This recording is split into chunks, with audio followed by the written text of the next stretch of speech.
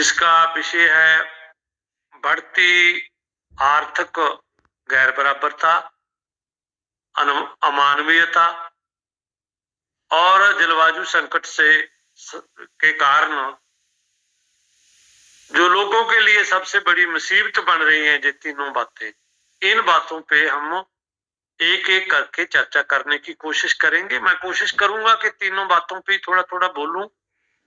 और सबसे पहले हम देखते हैं आर्थिक गैर बराबरता। जैसे आप सब लोगों को पता है कि दुनिया के जो बड़े अमीर लोग हैं,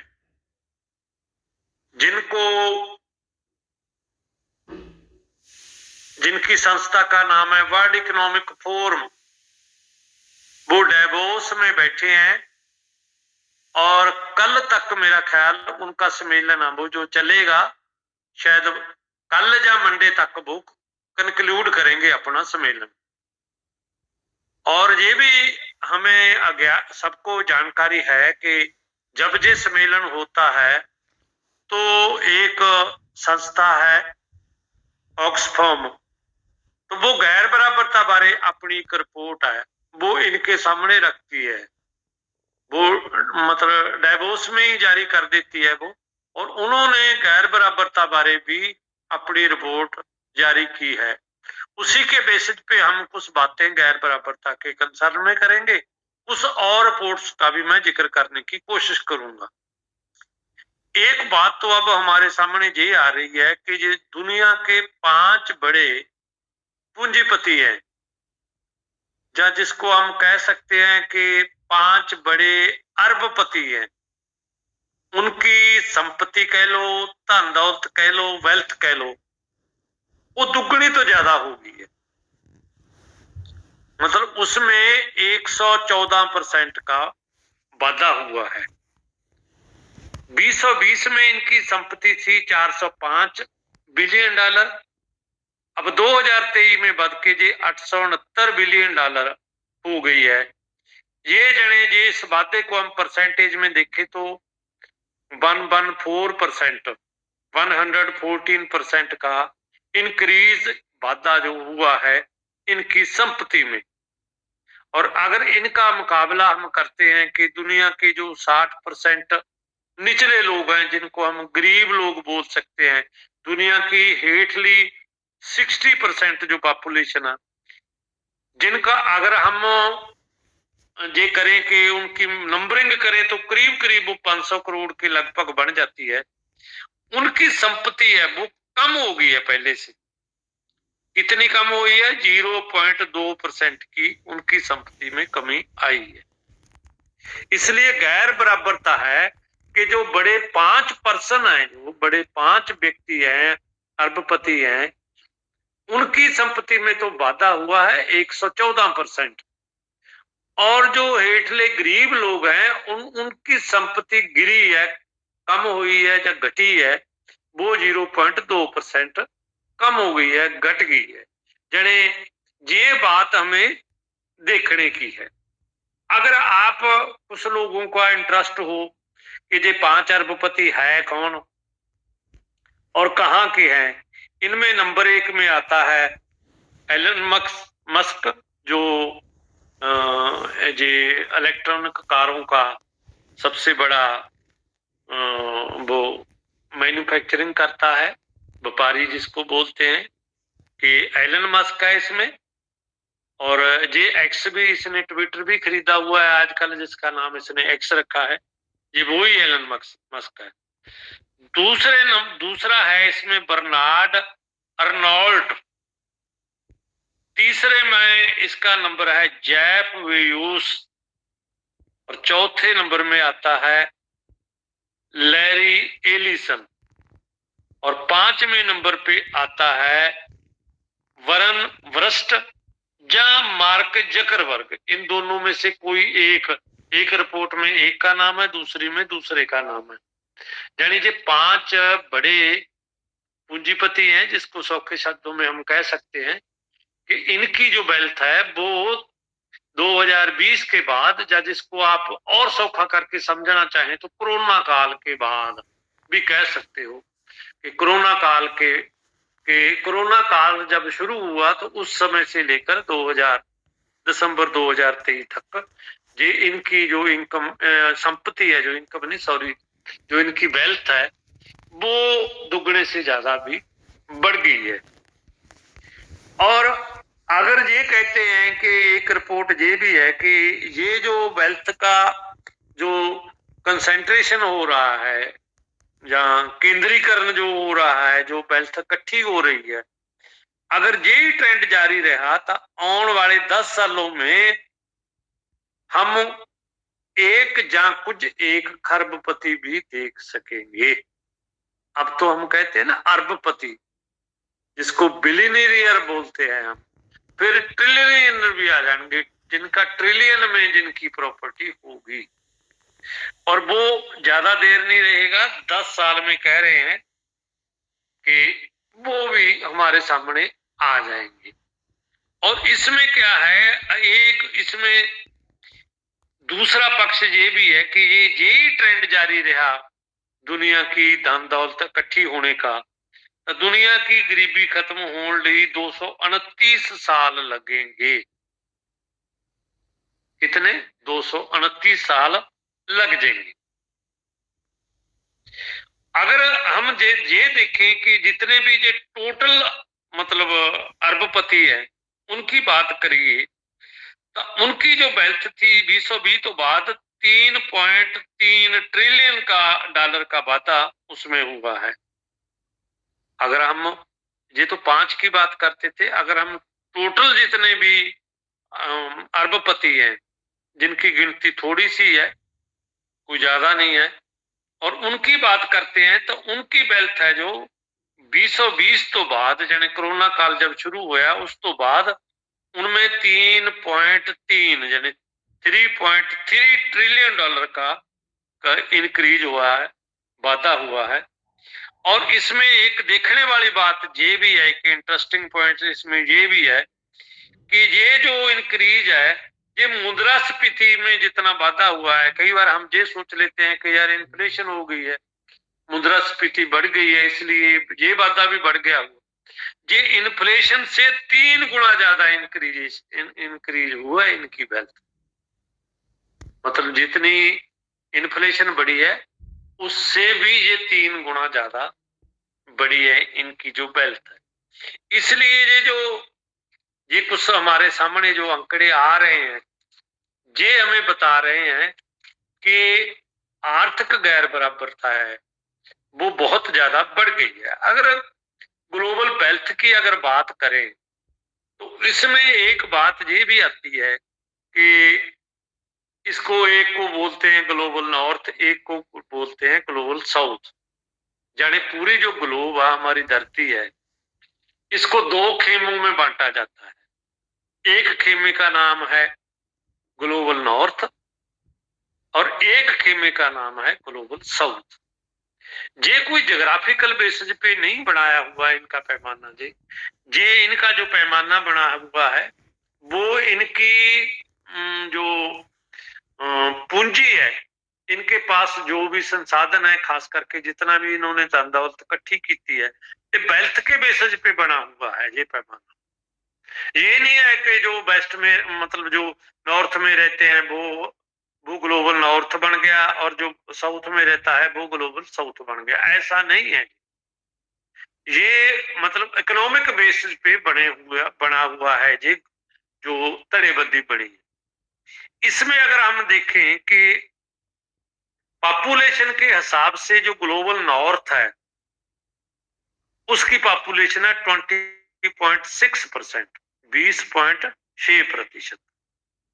और जो ग्लोबल साउथ है जिसमें हम चाइना वगैरह जी आते हैं सब, इनकी पॉपुलेशन है 79.4%। और अगर ग्लोबल वेल्थ का देखिए हम कि ग्लोबल नॉर्थ के पास है 69.3%, जबकि ग्लोबल साउथ के पास है 30.7%। अगर अरबपतियों की बात करें तो ग्लोबल नॉर्थ में अरबपति हैं 65% और ग्लोबल साउथ में अरबपति हैं 35%। और इनकी अगर संपत्ति की गल करें, वेल्थ की बात करें, धन दौलत की बात करें, तो ग्लोबल नॉर्थ वालों के पास टोटल दुनिया की वेल्थ का है 74.2% और ग्लोबल साउथ के पास है 25.8%। ये जो बात है ये भी हमें दर्शाती है कि दुनिया में इकोनॉमिक जो इनइक्वालिटी है, दुनिया में आर्थिक जो गैर बराबरता है वो कितनी है। जे हम इस आंकड़े को भी अगर ध्यान से देखें तो एक बात आगे हम चलते हैं कि यूएनडीपी के मुताबिक जो विकासशील देश ने जितना उन्होंने कर्ज ले रखा है, उनका जो विकास रेट है उसके मुताबिक वो वापस नहीं कर सकते। मतलब ये बात है, ये यूएनडीपी कह रही है कि जितने भी ये विकासशील मुल्क हैं, जितना इन्होंने कर्जा ले रखा है और जितनी इनकी कमाई है, जिसको हम ग्रोथ रेट बोलते हैं, कि जिस हिसाब से ये कमाते हैं वो जितनी मर्जी कमाई कर लें, ये कर्जा इतना हो गया है कि ये वापस होने वाला नहीं है। और इंडिया के कंसर्न में भी अगर हम चलते चलते, मैं एक बात, जहां सिर्फ एक बात, क्योंकि सब बात ग्लोबल हो रही है, इंडिया के कंसर्न में मैं सिर्फ एक बात कहना चाहता हूं कि अभी अभी एक रिपोर्ट ये आई है इंडिया के कंसर्न में कि इंडिया की जितनी जीडीपी है उससे ज्यादा उसकी गवर्नमेंट है, जो चाहे वो स्टेट गवर्नमेंट है चाहे सेंट्रल गवर्नमेंट है, दोनों गवर्नमेंट्स हैं जो उनके खिलाफ जो उनके ने जो कर्ज उठा रखा है वो अपनी जीडीपी से ज्यादा उठा रखा है, या करीब करीब उसके बराबर उठा रखा है, जिसका मतलब ये चलता है कि वापस होने का चांस नहीं होता। ये जो 74% अरबपति हैं, ये मतलब सिर्फ 17 देशों में ही रहते हैं। और ये एक बात कह रहे हैं कि ये जो 74% मतलब अरबपति है कि हमारे पे आप वेल्थ टैक्स लगाओ, और वेल्थ टैक्स लगा के पब्लिक की जो भी प्रॉब्लम है या एनवायरमेंट की जो भी प्रॉब्लम है उसको जो पैसे से ठीक हो सकती है, तो हमारे पे वेल्थ टैक्स लगा के आप पैसा इकट्ठा कर सकते हो, उसको ठीक करने की कोशिश करो। क्योंकि इसमें कुछ लोगों को ये लगता है जो अरबपति हैं कि अगर अनरेस्ट हो गया दुनिया में तो हमारा जितना भी कमाई है हमारी तरह ही रह जाएगी। अगर लूट ही मच गई, अगर अराजकता ही मच गई, तो हमारे पास लोगों को कंट्रोल करने का कोई जरिया नहीं रहेगा, और उसका रिजल्ट यही आएगा कि फिर वो पूरे का पूरा सिस्टम है जो कोलैप्स होने की तरफ बढ़ रहा है। वर्ल्ड इकोनॉमिक फोरम में जो चर्चा हो रही है उसकी अगर मैं बात करूं तो उसमें ये कह रहे हैं कि 66% लोग एक्सट्रीम वेदर का शिकार होंगे। ये वर्ल्ड इकोनॉमिक फोरम कह रहा है, जो उसमें चर्चा चल रही है कि 66% लोग आने वाले दिनों में एक्सट्रीम वेदर का शिकार होंगे, और 53% जी आर्टिफिशियल इंटेलिजेंस राही जो मिस इनफॉर्मेशन ते डिस इनफॉर्मेशन फैल रही है उसका लोग शिकार होंगे। जिसको जैसे ये डीप फेक वाला सवाल है कि पहले तो ये पता चल जाता था कि जब कोई किसी की वीडियो जारी करता था कि ये फेक है या रियल है। अब आर्टिफिशियल इंटेलिजेंस राही आप ऐसे जो बना रहे हो मतलब वीडियोस वगैरह, जिससे अब ये पहचानना मुश्किल हो गया है कि ये फेक है या ये रियल है। इसलिए पिछले दिन ही देखो, ये एक अपने सचिन तेंदुलकर ये है जो क्रिकेट का मतलब हमारा सेलिब्रिटी है, वो उसका एक fake video, deep fake video ये आया कि उसने कुछ मतलब ये किसी की एडवर्टाइजमेंट की जबकि उसने की नहीं, और उससे मुंह से कहा दी कि हाँ आप इन चीजों को देखो। इसी तरह ही वो कह रहे हैं कि 46% चांस हैं अब कि राजनीतिक और सामाजिक पोलराइजेशन होने के। जैसे हमारे इंडिया में ये मतलब धार्मिक पोलराइजेशन हो रही है, और जो वो कह रहे हैं कि दुनिया में राजनीतिक और सामाजिक पोलराइजेशन बढ़ेगी, इसके चांस 46% है। और 42% ਜਿਹੜਾ लोग ने ਜਿਹੜੇ ਉਹਨਾਂ ਤੇ जीवन जीवन का प्रेशर आएगा, और 39% चांस ने साइबर क्राइम के या साइबर अटैक्स, साइबर हमले होंगे या साइबर अटैक होंगे। ये मतलब 5 बातों पे मंथन चल रहा है। इसका मतलब ये है कि ये सब बातें, चाहे एक्सट्रीम वेदर की है, चाहे आर्टिफिशियल इंटेलिजेंस के जरिए डीप फेक वाले फिनोमेने की है, चाहे राजनीतिक और सामाजिक पोलराइजेशन की है, चाहे लोगों पे जीवन जीवन का प्रेशर है, चाहे साइबर क्राइम का सवाल है, ये वर्ल्ड इकोनॉमिक फोरम के अंदर भी चल रहा है। अब एक सवाल ये है इसमें कि गरीबी बढ़ क्यों रही है। उसमें एक बात तो कह रहे हैं कि ਜਿਹੜੇ दुनिया भर के लोग ने उन्होंने एक तो शारीरिक श्रम ज्यादा करना पड़ता है, और पहले से ज्यादा टाइम उनके काम के घंटे भी बढ़ गए। मतलब भारी काम करना पड़ता है, जोर का काम जिसको हम कहते हैं, जिसमें मसल पावर ज्यादा लगती है, वो करना पड़ रहा है। और दूसरा ये है कि पहले से ज्यादा करना पड़ रहा है। अब देखो, पहले तो हम कह रहे थे कि 8 घंटे कम दिहाड़ी, और 8 घंटे की कम वाली दिहाड़ी है वो खत्म हो रही है। अब तो कोई घंटे ही नहीं रहे, और ये पता ही नहीं कितने घंटे की मतलब कम दिहाड़ी जी है चल रही। दूसरा ये है कि जो उनके कम दी जगह है, मतलब जहां वो काम करते हैं, जैसे वो कई बार माइनिंग में काम करते हैं, वो बहुत असुरक्षित है। उनका जो मतलब वर्क फील्ड है वो मतलब सुरक्षित नहीं है, वो असुरक्षित है, और उनका मेहनताना भी लगातार कम हो रहा है। और इसकी वजह से ये 2 वजह गिने आ रहे हैं कि इसकी वजह से मतलब जेड़ा जो गरीबी है वो रेगुलर बढ़ रही है। और इसका एक 52 कंट्रीज का एक सर्वे आया है जो दस रहा है कि 80 करोड़ जो वर्कर हैं उनके मेहनताने में कमी आई।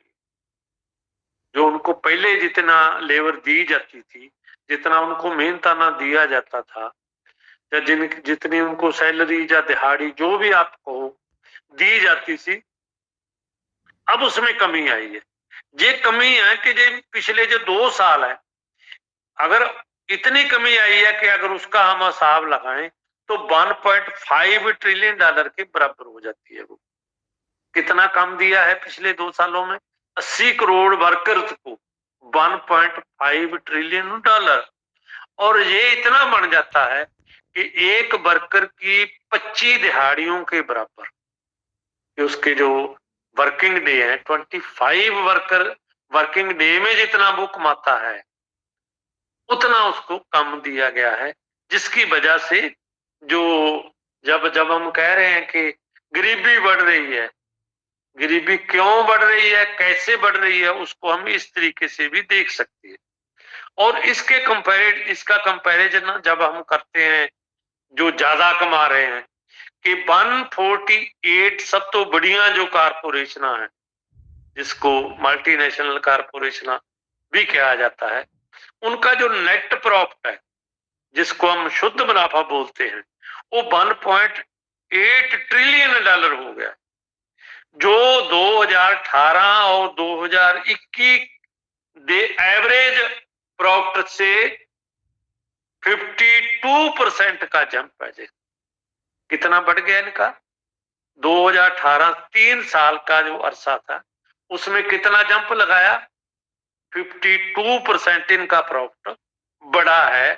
और जबकि गरीब लोगों की इनकम जो वो कम हुई है, उनका मेहनताना 25 दिहाड़ियां का मेहनताना इन लोगों ने खाया है, तो ही ये जंप हुआ है 52%। वैसे तो और तो इनके पास कोई जादू तो है नहीं, क्योंकि जो इनकी इनकम बढ़ रही है उसके दो ही वजह हैं कि वो नेचुरल रिसोर्सेज को कितना निचोड़ते हैं और ह्यूमन रिसोर्सेज को कितना लूटते हैं। इन दोनों वजह से ही ये हो रहा है। और एक बात इसमें करने वाली, एक सोचने वाली ये भी है कि एक जिन्नी इंडेक्स बनता है, जिन्नी इंडेक्स है जो, वो अगर उसके मुताबिक हम देखें तो उसके मुताबिक जो साउथ अफ्रीका है वो दुनिया का सब तो ज्यादा वहां संपत्ति में गैर बराबरी है। वर्ल्ड में नंबर 1 अगर वेल्थ में गैर बराबरी है तो उसमें उस देश का नाम है साउथ अफ्रीका। और जेकर जिन्नी इंडेक्स राही ग्लोबल इनकम की गैर बराबरी नपदे आ तां साउथ अफ्रीका की संपत्ति के गैर बराबरता के बराबर ही है जो आज मतलब दुनिया में इनकम गैर बराबरता भी उसी पैमाने में आ गई है। जिस करके दुनिया के 1% अमीरां कोल दुनिया की 59% संपत्ति चली गई है। यूके के 1% अमीरां कोल 36.5% संपत्ति चली गई है। और जे अगर इनको पाउंड में हम नापने की कोशिश करें तो 1.8 ट्रिलियन पाउंड है वो एक के हिस्से आता है। इसलिए ये जो कुछ बातें हैं ये जो मतलब ग्लोब की जो हम कर रहे हैं ये हमें दिखाती है कि कैसे मतलब जो है दुनिया में ग्लोबल लेवल पर गैर बराबरी बढ़ रही है। और अगर हम बात करें अब इसकी कि इंडिया में इसका क्या असर हो रहा है, इंडिया में भी ऐसा वैसे ही हो रहा है या इंडिया में कोई इससे ज्यादा डिफरेंस है, तो उसमें ये है कि वर्ल्ड बैंक ने $0.5 बिलियन पिछले 25 सालों च गरीबां की हैल्थ केयर लिए दिते सी। वर्ल्ड बैंक ने ये जो चल रही है ना स्कीम के 5 लाख, इसको कई लोग मेरे वर्गे कहते हैं कि मोदी वाला 5 लाख आपकी पंजाबी हो गई है जी, पंजाबी आ गई है पूरी थोड़ी थोड़ी होते हुए।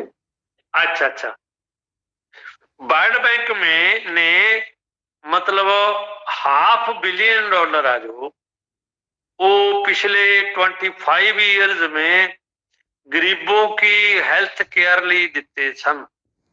और उसका जो उद्देश्य था वो था serve the poor in health sector, serve the poor in health sector. इस उद्देश्य के लिए उसने इतना मतलब जो कंट्रीब्यूट किया था। परंतु पिछले जो 25 साल है उसमें वर्ल्ड बैंक ने एक भी वैल्यूएशन रिपोर्ट पेश नहीं की कि इसका रिजल्ट क्या निकला, कि हमने जो $500 बिलियन गरीबों की हेल्थ केयर के लिए दिए वो प्रॉपरली लगे नहीं लगे, उसका क्या रिजल्ट आया क्या नहीं आया, उसकी कोई भी मतलब वैल्यूएशन रिपोर्ट आए वो वर्ल्ड बैंक की तरफ से नहीं आई। लेकिन एक बात जो हमारे सामने ये आई है कि 37% जो गरीब ने उन्होंने ये क्लेम किया है कि हमारे से जो इलाज का जो खर्चा पहले से दुगना ले लिया और इन्होंने भी दुगने पैसे उन्होंने हमारे इलाज से वसूल पा लिए। करना तो फ्री में था ना, लेकिन जो फ्री करने वाले थे उन्होंने डबल खर्चा जे 37% गरीब लोगों ने क्लेम किया है। और इसमें ज्यादातर जो इनमें 37% गरीबों में ज्यादा दलित लोग हैं। एक वर्ल्ड बैंक का प्रोजेक्ट सी मिलेनियम डेवलपमेंट गोल, जिसको इन्होंने 2000 तो 2015 तक पूरा करना था, जिसमें मतलब जिसका मकसद था कि गरीबी को आधा करना है हमने 2015 तक। और उसका भी कोई ज्यादा रिजल्ट हमारे सामने नहीं आया। एक अगला इन्होंने SDG द गोल जिसके लिए वर्ल्ड बैंक पैसे देता है, जिसका मतलब है सस्टेनमेंट डेवलपमेंट गोल, सस्टेनेबल जेड़ा डेवलपमेंट गोल आ SDG, उसको हासिल करने भी वर्ल्ड बैंक ने पैसे दिए। और भारत में 2/3 हिस्सा जो है लोग हैं वो गरीबी का शिकार है, जिन्होंने राशन दे के जिंदा रखना पैंदा है। तो फिर बात ये है कि फिर SDG किवें पूरा होएगा। अब एक बात और आ गई है कि भारत सरकार ने ये कहना शुरू किया है कि हमने 25 करोड़ लोगों को गरीबी से बाहर निकाल लिया, अब सिर्फ 25 करोड़ ही बाकी है। अब इनके ये आंकड़े जब हम देखते हैं 25 सिर्फ 11 करोड़, सिर्फ 11 करोड़ ही बाकी है। 11%, अच्छा 11 करोड़, 11% है जी, 2 करोड़ों में 25 बन जाते हैं। जो मेरे पास फिगर है ना, आप बाद में उसको करेक्ट कर सकते हो, आप बाद में मतलब उसको करेक्ट कर सकते हो। जो भी मेरे पास फिगर इधर उधर आ गया, आप इसको बंद कर दो प्लीज, बस ठीक है। आप किसी ने भी करना है ना, जब मैंने पूरा कर लिया तो आप उसको करेक्ट करने की कोशिश करो, क्योंकि मैंने भी इधर उधर से ले ही इफेक्ट, मेरे पास कोई अपने तो नहीं है। और उसमें ये है कि जो 25 करोड़ लोग इन्होंने गरीबी से बाहर लाए हैं, तो ये दूसरी तरफ ये कह रहे हैं कि हम 80 करोड़ लोगों को फ्री राशन देते हैं 5 किलो वाला।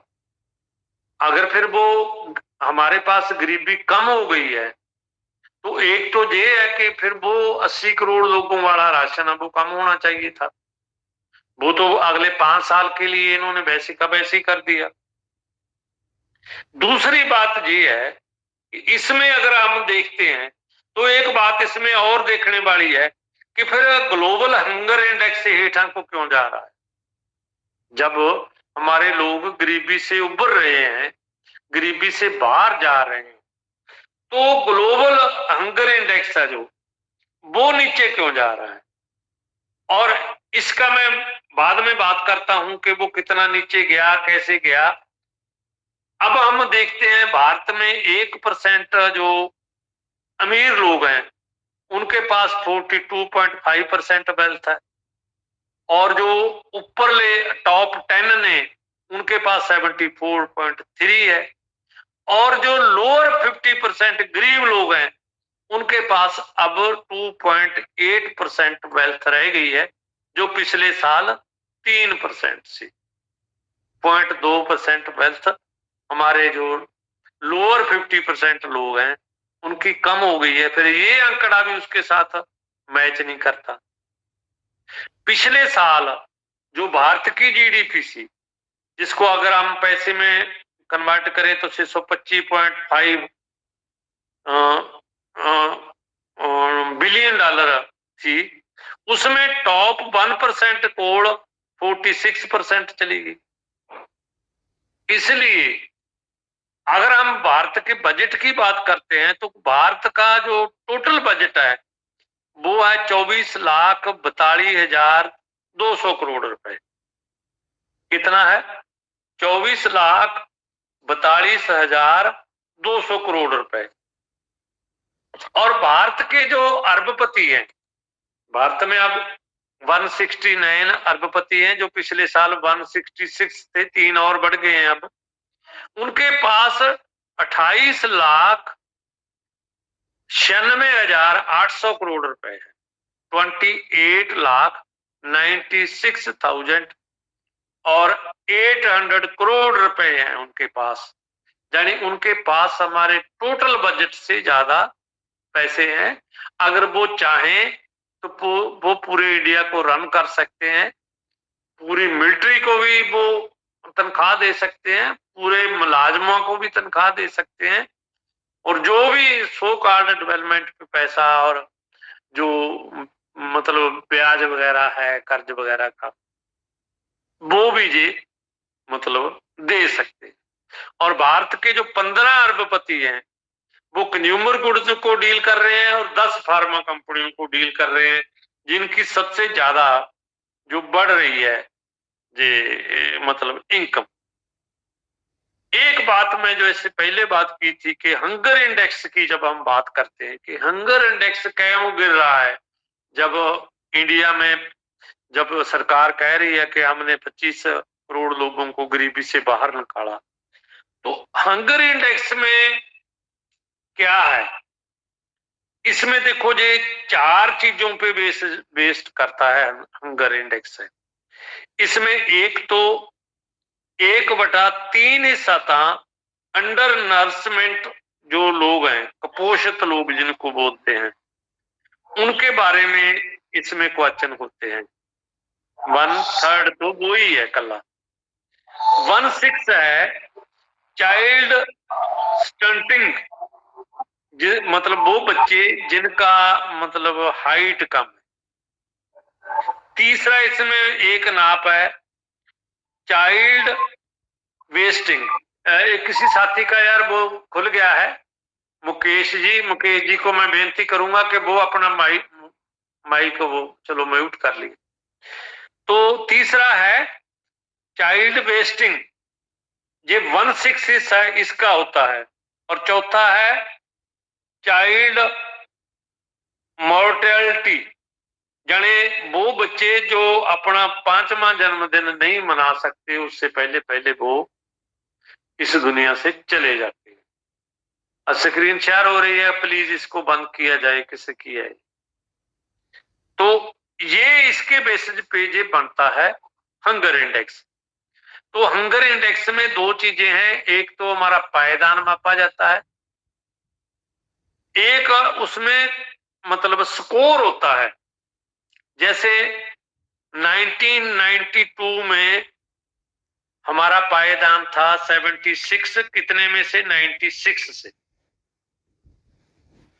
2000 में हमारा पायदान आ गया 83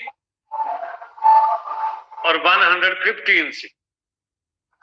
और इसके अगर मैं नाल स्कोर भी आपको बोलता जाऊं तो 92 में स्कोर था 46.4 और 2000 में हमारा स्कोर था 36.2 और 2008 में हमारा पायदान था, हमारा नंबर था 102, कितने में? 118 में, और हमारा स्कोर था 36। और 2016 में हमारा पायदान था 97, कितने में से? 118 में से, और हमारा स्कोर था 28.5। और 2017 में हमारा स्कोर था 100 और हमारा मतलब स्कोर था 31.4। 2018 में हमारा नंबर था 103 119 में और हमारा स्कोर था 31.1। और 2019 में हमारा स्कोर था, हमारा नंबर था 102 117 में और 30.3 हमारा स्कोर था। और 2020 में हमारा पायदान था 94, कितने में से? 107 में से, और हमारा स्कोर था 27.2। और 2021 में 2021 में हमारा 101 नंबर था 116 में और स्कोर था 27.5। और 2022 में हमारा नंबरिंग था 107 और 121 कंट्रीज में से, और हमारा स्कोर था 29.1। और 2023 में हमारा नंबर है 111 125 में से और हमारा स्कोर है 28.7। अब स्कोर के बारे में मैं एक ही बात आपके साथ करूंगा कि 0 को तो बोलते हैं नो हंगर, 0 से 9.9 को बोलते हैं लो, कम, गट जिसको बोलते हैं। 10 से 9.9 को बोलते हैं सफिशिएंट और 20 से 34.9 को बोलते हैं चिंताजनक और 35 से 49% स्कोर है तो बोलते हैं खतरनाक और 50 से 100 को बोलते हैं अत्यंत खतरनाक। और हमारा जो स्कोर है वो कभी भी मतलब 20 से नीचे नहीं गया, हमारा स्कोर चिंताजनक से ऊपर ही रहा है। इसलिए अगर बात ये है तो मेरा कहने का मतलब ये है कि ये जो लोग कह रहे हैं कि हमने ऐसा कर दिया, हमने वैसा कर दिया, तो फिर ये कैसे मतलब काम ये हम कह सकते हैं कि हमने काफी लोगों को बाहर निकाला है। और इसलिए ये बातें हैं जो वो मतलब मैंने ग्लोबल बात भी की, और ग्लोबल का जो इफेक्ट है वो इंडिया पे क्या हो रहा है वो भी हमने सारा डिस्कस कर लिया। और तीसरे नंबर पे अब एनवायरनमेंट वाला एक पॉइंट बाकी बचा है जो मैं आपके साथ शेयर करना चाहता हूँ। वो ये है कि एक तो जब हम एनवायरनमेंट की बात करते हैं तो एक बात तो ये है कि दुनिया में प्रकृति जो हमारे को दे रही है वो एक साल में हमारे को 125 ट्रिलियन डॉलर की सर्विस देती है। मतलब वो सर्विस अलग अलग तरीके से देती है। वो हमें पानी भी देती है, वो हमें ऑक्सीजन भी देती है, वो हमें जो भी अलग अलग चीजें हम यूज कर रहे हैं प्रकृति से, वो सारी चीजों का अगर ये जो जमा जोड़ जो WWF ने किया है वो किया है 125 ट्रिलियन डॉलर का। और हमारा सारा जोर इंडिया गवर्नमेंट का इस बात पे लगा हुआ है कि हमने 5 ट्रिलियन डॉलर की इकोनॉमी बनानी है। हम 125 ट्रिलियन डॉलर वाली जो बात है उसको तो हम खराब करने में लगे हैं, और 5 ट्रिलियन बनाने में हमारा सारा मतलब जो जोर लग रहा है। इसलिए एक बात तो ये है कि हमारे लिए जो सबसे खतरनाक बात इस साल सामने आई कि 1 जनवरी 2023 से 31 दिसंबर 2023 तक जो हमारा एवरेज टेम्परेचर है हमारी अर्थ का, हमारी ग्लोब का, वो 1.48 डिग्री सेंटीग्रेड बढ़ गया है। मतलब जिसको प्री इंडस्ट्रियल एरा से अब तक उसका अगर जब हम नाप करते हैं, क्योंकि 2015 में जितना भी ये कारपोरेट वर्ल्ड है उसने एक बात लोगों के साथ की थी कि हम 1.5 डिग्री से डिग्री सेंटीग्रेड से अपन एवरेज टेम्परेचर को हम आगे नहीं जाने देंगे, बढ़ने नहीं देंगे। लेकिन अब वो 1.48 डिग्री सेंटीग्रेड बढ़ गया है। यानी वो जो उनका जो मतलब एक्सट्रीम हद थी वो करीब करीब पूरी हो चुकी है। और इससे की है UNEP क्या कह रही है कि टेम्परेचर बदल के साथ क्या होएगा। अब एक तो एक्सट्रीम वेदर इवेंट बढ़ने, एक्सट्रीम वेदर इवेंट वो अलग अलग तरीके से वो आगे हम उसकी बात करेंगे। दूसरा है टेम्परेचर बढ़ने से बीमारियां, खास करके छूत वाली बीमारियां बढ़नी है। और इससे क्या होगा, एक और दिल और फेफड़े मतलब दिल और लंग्स, हार्ट और लंग्स की जो डिजीज है उनमें बढ़ोतरी होगी। और इसका जो इफेक्ट होगा वो 14.5 मिलियन बादू लोग मरेंगे, जितने मरते हैं इन जनरल अब तक। अब इससे क्या होगा कि 14.5 मिलियन और ज्यादा लोग इन बातों से मरेंगे। इससे 12.5 ट्रिलियन डॉलर का इकोनॉमिक लॉस होगा, और पहले के मुकाबले 1.1 ट्रिलियन डॉलर हेल्थ पे और खर्च बढ़ाना पड़ेगा। ये UNEP की रिपोर्ट है जिसने कहा है कि 2050 तक साडा ऐसा कम हो जाएगा।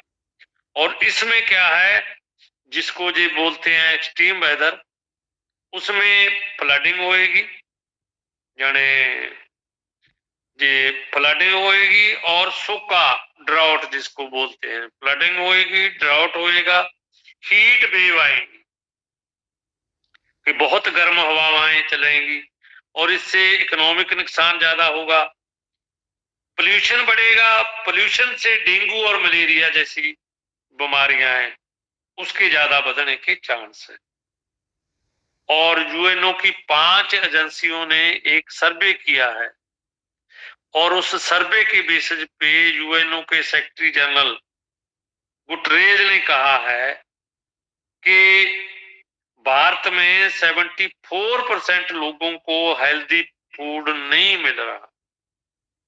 अब ये देखो कि आप तो कह रहे हो कि 11% ही रह गए हैं गरीबी, और इंडिया में ये यूएनओ की 5 एजेंसियों का सर्वे है जो सेक्रेटरी जनरल बोल रहा है उसके बेसिस पे कि 74% जो इंडियन है उनको हेल्दी फूड नहीं मिल रहा।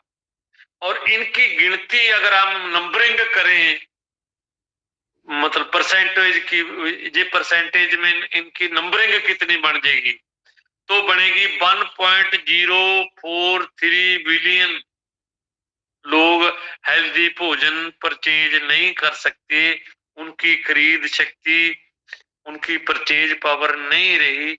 चले ये तो मन्ना राम जी मतलब 100 करोड़ से टप गए हैं। ये जो यूएनओ की एजेंसी कह रही है कि 100 करोड़ से ऊपर वो है जो हेल्दी फूड ही नहीं परचेज कर सकते, इनको मिल ही नहीं रहा हेल्दी फूड। और अगर इसका हम वो कंपैरिजन कुछ और देशों से करके देखें तो उसमें बांग्लादेश में 66% को नहीं मिल रहा, पाकिस्तान में 82% को नहीं मिल रहा, ईरान को 30% में नहीं मिल रहा, चीन में 11% लोगों को नहीं मिल रहा, रूस में 2.6% लोगों को नहीं मिल रहा है, यूएसए में 1.2% लोगों को नहीं मिल रहा है, यूके में 0.4% लोगों को हेल्दी फूड नहीं मिल रहा। और अब आप अंदाजा लगाओ कि हमारी गरीबी गई है या नहीं यही है। इसलिए ये जो 3 बातें हैं कि गैर बराबरता कैसे बढ़ रही है, कि अमीरों की जो संपत्ति है वो कैसे बढ़ी और गरीबों की कैसे कम हुई, और अमानवीयता कैसे बढ़ रही है। और इसमें अगर हम देखते हैं तो उसमें तुसी ये देख लो कि अभी भी मतलब इंडिया में 11 करोड़ 40 लाख लोग शरणार्थी हैं जो अलग अलग कारणों से अपने घर बार छोड़ के, जो किसी झगड़े से जे वो से गए, और 3 करोड़ 26 लाख लोग मतलब क्लाइमेट रिफ्यूजी हैं इंडिया में। इसलिए ये जो बातें हैं ये बातें हमें दर्शाती है कि आर्थिक गैर बराबरता, मानवीयता और इन्वायरमेंट का डिग्रेडेशन, जो शुद्ध हवा, शुद्ध पीने का पानी और शुद्ध भोजन भी प्रोवाइड नहीं कर रहा हमारे लोगों को, तो ये लोगों के लिए मौत का सबब बन रहा है। और इसमें हमने ये देखा है कि पहले से ज्यादा लोग इन बातों से, इन्वायरमेंट की मतलब कंडीशन से, अमानवीयता से या आर्थिक गैर बराबरता से लोग मरेंगे, और गरीबों के पास और कोई रास्ता मरने के अलावा और है ही नहीं, बशर्ते कि वो अपने आप को जागरूक करें, अपने आप को थोड़ा ऑर्गेनाइज करें, और अपने आप को ऑर्गेनाइज और जागरूक करते हुए वो आगे बढ़े। और जैसे कि हम कह रहे हैं लोग कि वो प्रो नेचर प्रो ह्यूमन एजेंडे को उठाएं, और यही उनके लिए एक रास्ता है। जो लोग कह रहे हैं कि नहीं यार हम विकास कर रहे हैं, जब विकास होएगा तो इन्वायरमेंट का नुकसान तो होगा ही होगा, उसमें क्या है बात कि अगर इन्वायरमेंट का नुकसान करके विकास होता है तो फिर उसको नाम क्यों, विकास का नाम क्यों दिया जाता है।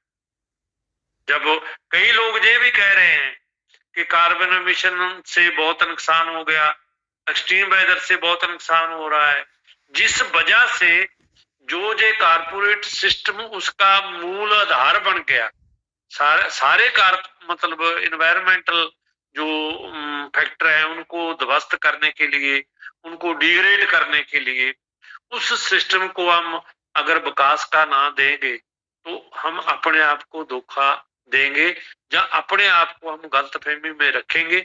इसलिए विकास और विनाश में फर्क डालना पड़ेगा। और जो भी मॉडल इन्वायरमेंट को नुकसान पहुंचाता है और गैर बराबरता बढ़ाता है, जो डेवलपमेंट मॉडल जो अमानवीयता पैदा करता है, उसको किसी भी कंडीशन में हम विकास का नाम नहीं दे सकते। उसको हम एंटी पीपल, एंटी इन्वायरमेंट या एंटी नेचर कह सकते हैं। इसलिए अब हमारे सामने एक ही रास्ता बचा है कि लोग प्रो नेचर, प्रो ह्यूमन एजेंडे को उठाएं और उसको उठाते हुए वो इस अखौती विकास का मुकाबला करें और अपने जीने जोग धरती को बचा के रखें। नहीं तो अगर यही हाल रहा तो एक बात मैं लास्ट में अगर एक और कह दूं कि एक पैमाना है, उस पर ज्यादा लोग कन्विंस तो नहीं है। अर्थ ओवरशूट डे, अर्थ ओवरशूट डे है ਜਿਹੜਾ लगातार कम हो रहा है, जो इस साल 2 अगस्त तक आ जाएगा। मतलब एवरेज जो अगर आप जितना भी आप अब तक विकास किया है दुनिया के लोगों का, सो कॉल्ड विकास किया है, जिसको मैं इन्वर्टेड कॉमा में विकास बोल रहा हूं, उसकी वजह से कि जो अर्थ हमें सर्विस देती है 1 साल के लिए, अब 2023 में हमने वो 2 अगस्त में ही खत्म कर लिया। और इसमें एक बात और है कि दो बातें मैं आपके साथ उसके एंगल से करना चाहता हूं कि कतर एक कंट्री है, अगर उसकी जो लाइफ स्टाइल है कतर की, जीने का जो जीवन जांच है, उस तरीके से अगर सारी दुनिया जिए तो अर्थ ओवरशूट डे है वो 10 फरवरी को ही आ जाएगा। अगर हम यूएसए के तर्ज पर जिए, यूएसए का जो भी लाइफ स्टाइल है, तो हम 13 मार्च को ही अर्थ ओवरशूट में पहुंच जाएंगे। और इसको अगर आप एक और तरीके से समझो कि जैसा लाइफ स्टाइल कतर का है, अगर वो लाइफ स्टाइल पूरी दुनिया को दिया जाए तो 9.3 अर्थ और चाहिए मतलब हमें चाहिए ऐसी अर्थ जो हम जिस पे हम रह रहे हैं।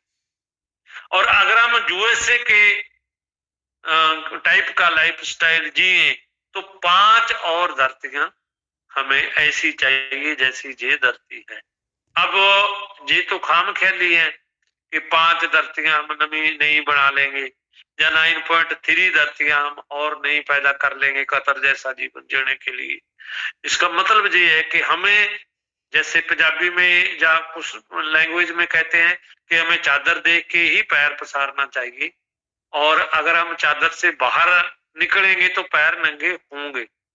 अब हमें जो अपना लाइफ स्टाइल है वो हमें ऐसा ही बनाना पड़ेगा कि हमारे पास एक ही धरती है और एक ही रही, और इस धरती में रहने वाले सभी लोग वो सामान्य तौर पे कैसे जिए, अपनी pro nature pro human life कैसे बनाएं, ताकि हम सब लोग एक अच्छे माहौल से जी सके।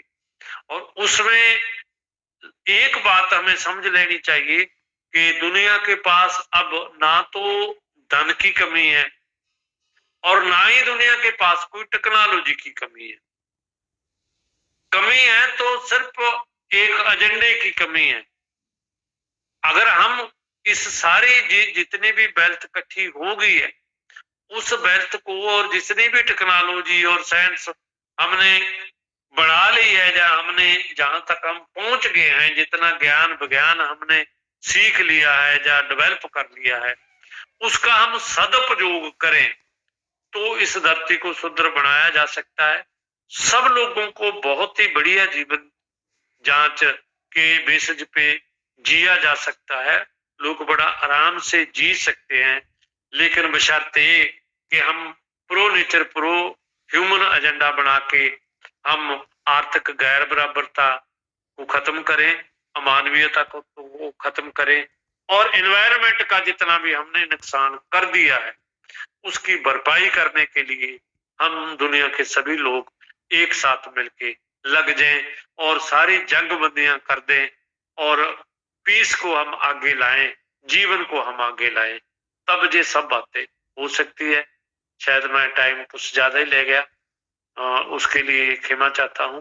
अगर कोई बात इस पे मेरे कंसर्न में आएगी जो जो मैंने किया, आपके साथ बात की है, तो अगर मेरे से आप कोई बात पूछना चाहोगे तो मैं अपनी राय जरूर रखूंगा।